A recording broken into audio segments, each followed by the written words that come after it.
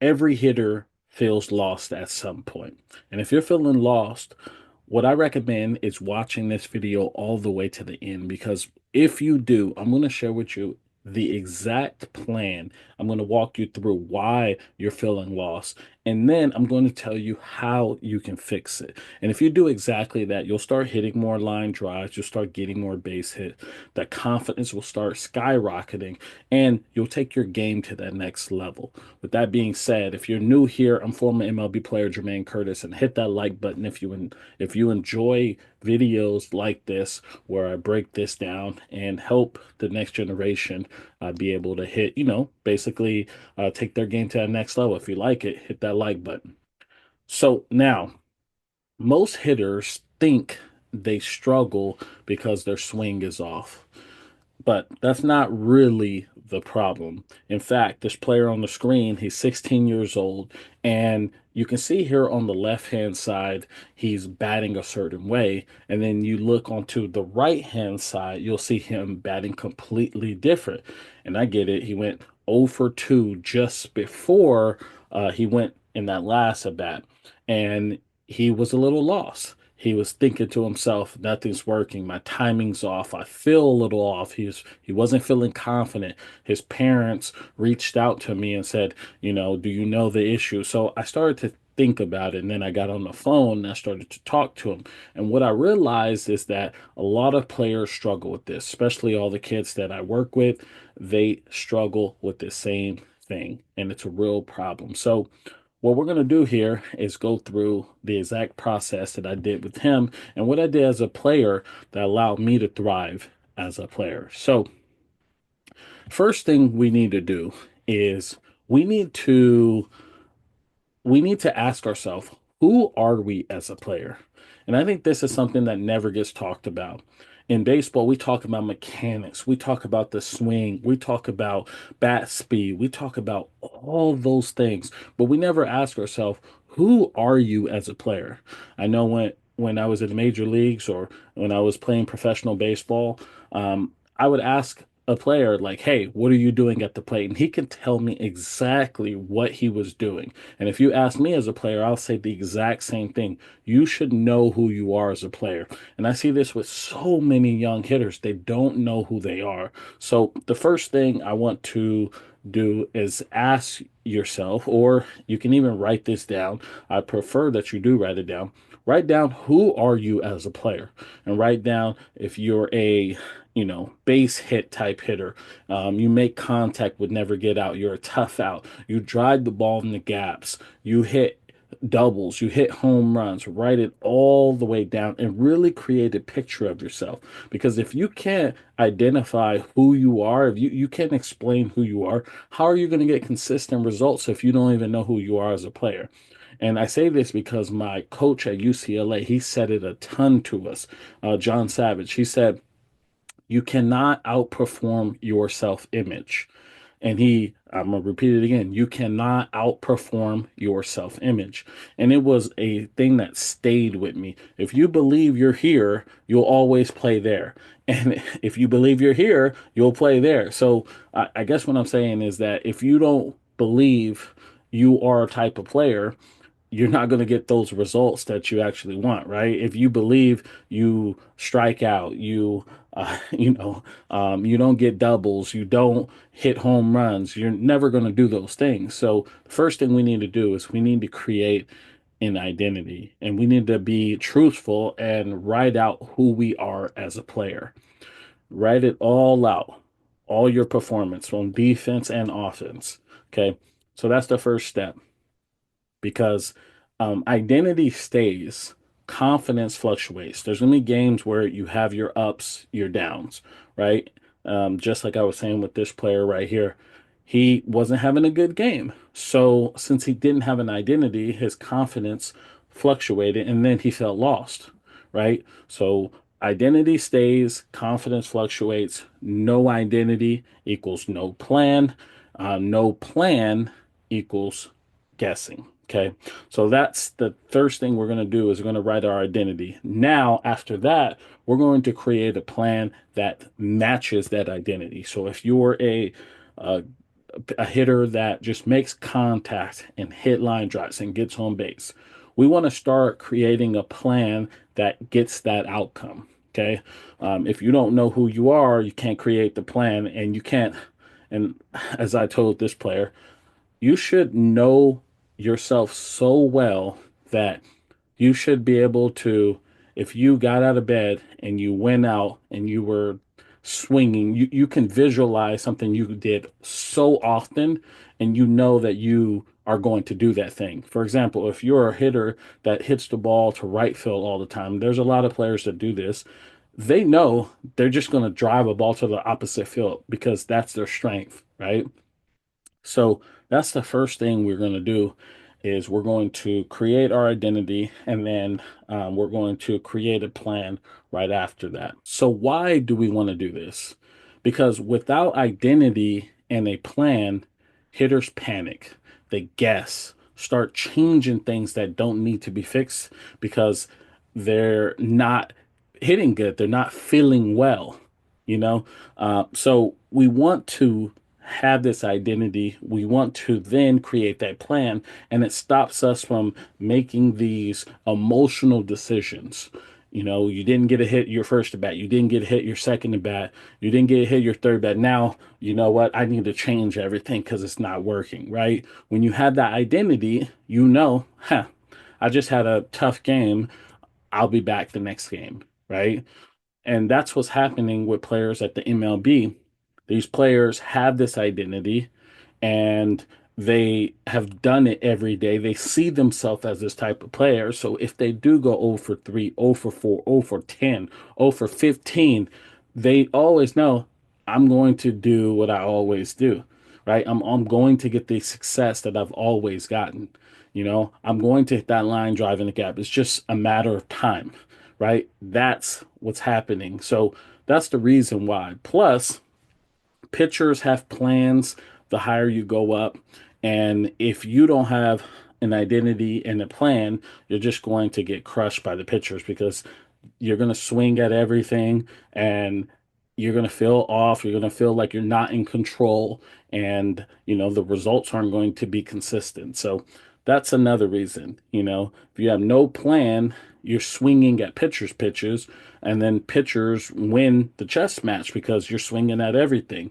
You get those weak contacts, the rollovers, the pop-ups, that confidence starts to drop, and then you blame mechanics because you think that's what it is. So that's why you see a lot of kids who have great swings and they struggle in games. It's because they don't have identity and they definitely don't have a plan before they step into the batter's box. So now we know what we're doing, we know why we're doing it, and how do we do it. So the first thing we're going to do is we're going to, and I already explained this earlier, before you ever step in the box, you should be able to answer this. Who am I as a hitter? Who are you as a hitter? Example is like a line drive guy, middle away. Your gap to gap hitter, fastball middle hitter, or fastball inside, fastball middle away type hitter. Opposite field guy, inside out type hitter. You should be able to know exactly the outcomes you get. You should know literally who you were. You should be able to explain the exact outcome that you get day in, day out. Okay. And write it on a piece of paper and say it to yourself before you walk up to the plate. Say it to yourself before a game. Read it before you go to sleep at night. You should know who you are as a player because this is everything aligns to that. So the next thing we want to do, step number 2, is create a pre-at-bat plan on the field. Every at bat, I want you to ask 3 questions. Okay. What's the situation? Meaning runners on, how many outs? Okay. The second thing is what does the pitcher want me to do? Right? You should read the field. The game will give you the answers. If you just pay attention to the game will give you answers. The pitchers and the catchers, they're doing the same thing over and over. If there was a person that batted, let's say an inning before you or a few at bats before you, and there was a runner on first base, they're usually going to pitch the same as they did that player that, was was up to bat when there was a runner on first base, right? If you just watch the game will give you answers. Okay.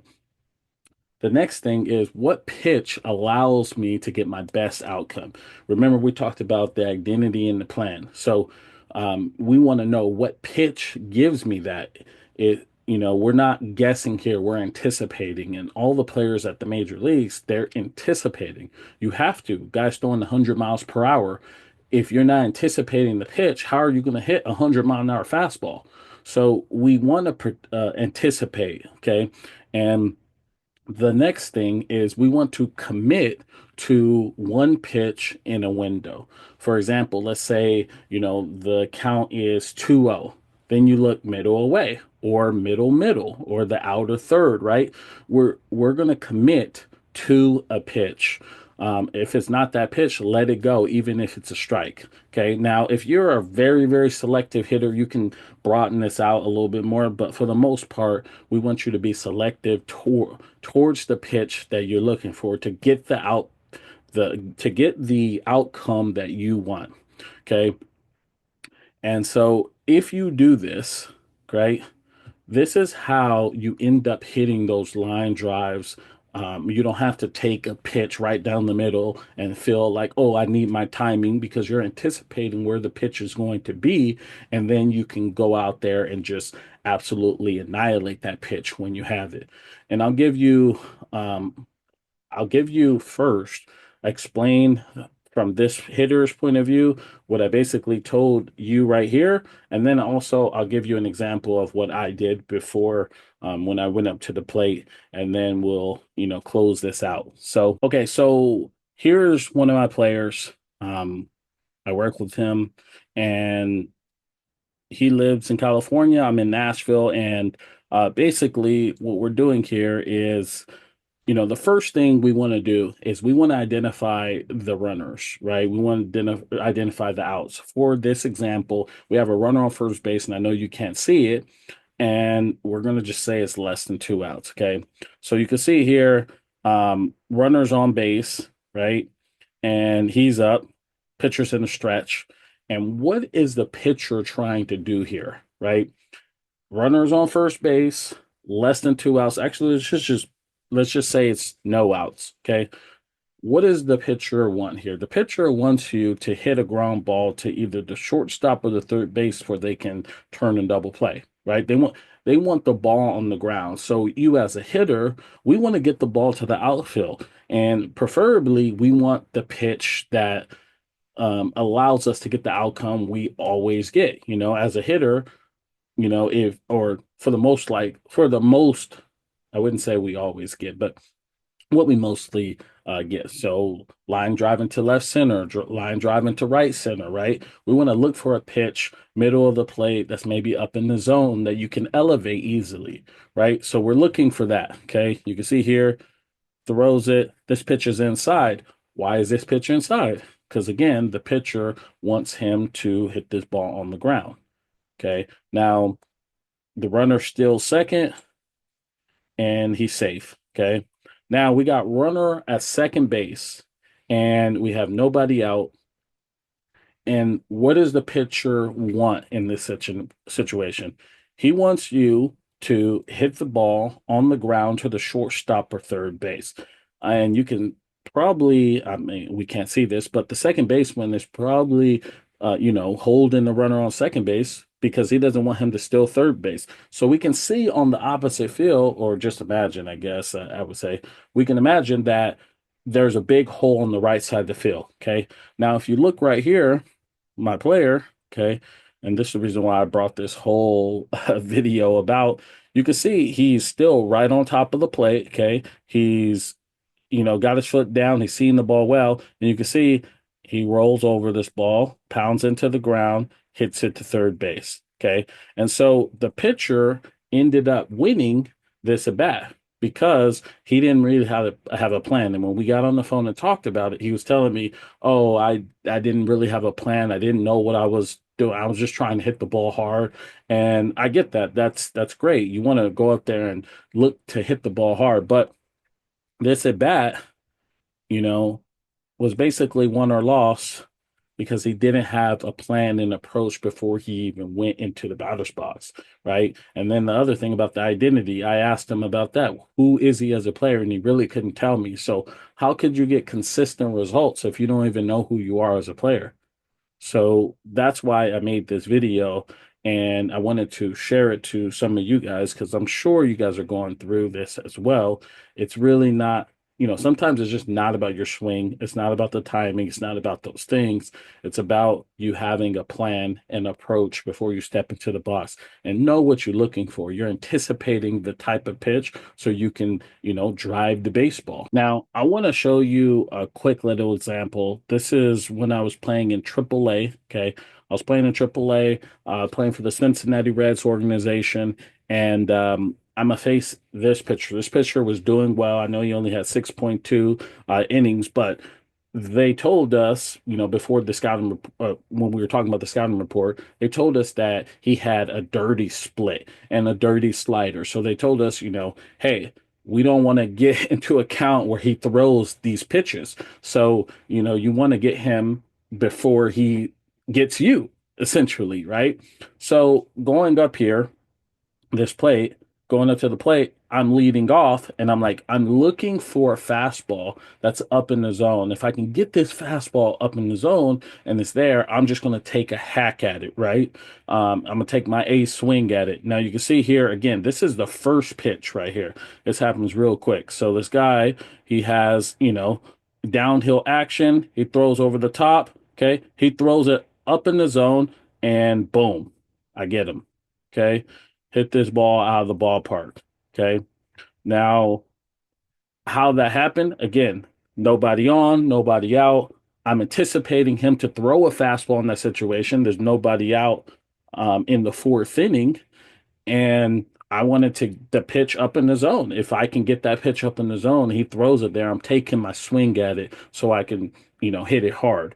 And so that's it. You don't need to have timing. You don't need to have any of that. If you're anticipating the pitch, if you have a plan, if you know who you are as a hitter, you can go up there and execute and drive balls over the fence, hitting those doubles or hit line drives or whatever it is, right? Whoever you are as a player. Okay.